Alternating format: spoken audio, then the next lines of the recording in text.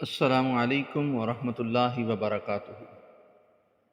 راہ نجات آفیشیل کے سامعین کے لیے آج ہم ایسے ارشادات مصطفیٰ صلی اللہ علیہ وسلم پیش کرنے جا رہے ہیں کہ جن کے کرنے سے انسان بہت زیادہ نیکیاں بھی کما سکتا ہے اور ان کے ساتھ ساتھ اس کے رزق کے حلال میں بھی وسعت آئے گی۔ گھر میں رزق کی برکت اور مفلسی سے چھٹکارا حاصل کرنے کے لیے، کیونکہ آپ اکثر دیکھتے ہیں کہ معاشرے کے اندر خودکشی کی شرح بڑھتی جا رہی ہے۔ لوگ غربت سے تنگ آ کر خود بھی اپنی جانیں ضائع کر رہے ہیں اور اپنی اولاد کو بھی مار رہے ہیں۔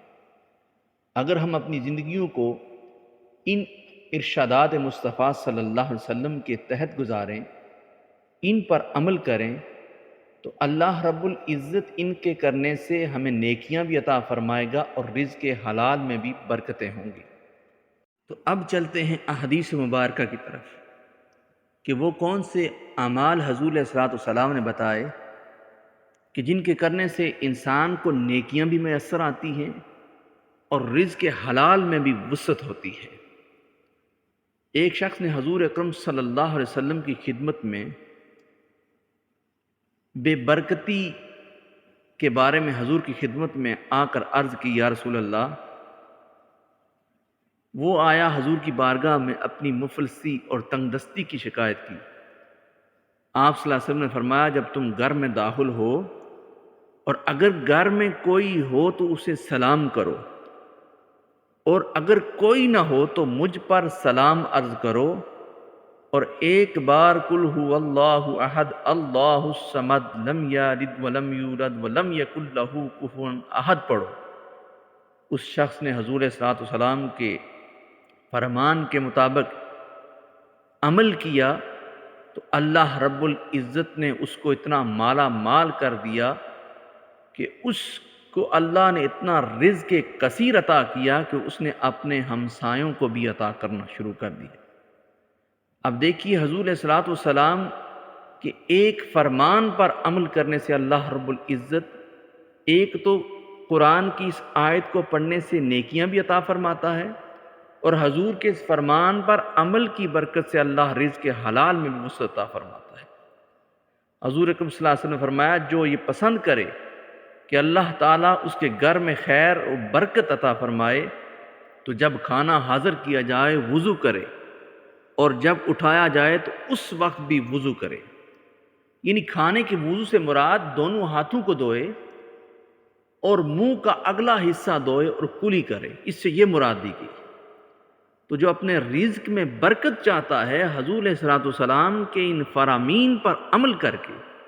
اپنی زندگیوں کو گزارے، اللہ رب العزت اس کے رزق میں برکت عطا فرماتا ہے۔ اس حدیث پاک کے تحت حکیم الامت مفتی احمد یار خان نعیمی رحمۃ اللہ علیہ فرماتے ہیں، آپ فرماتے ہیں کہ حضور کے فرامین پر عمل کر کے اگر رزق میں برکت چاہتے ہو تو اکٹھے کھانا کھاؤ، الگ الگ نہ کھاؤ، کیونکہ جماعت کے اندر برکت ہے۔ حضور کا فرمان ہے کہ اکٹھے کھانا کھاؤ، اس سے اللہ رب العزت تمہارے رزق میں نے ارشاد فرمایا کہ جو شخص دسترخوان سے کھانے کے گرے ہوئے ٹکڑوں کو اٹھا کر کھائے، اللہ رب العزت اس کے رزق میں، اس کی زندگی میں فراغی عطا فرماتا ہے، اور اس کی اولاد کو ہر قسم کی مصیبتوں اور پریشانیوں سے عافیت عطا فرماتا ہے۔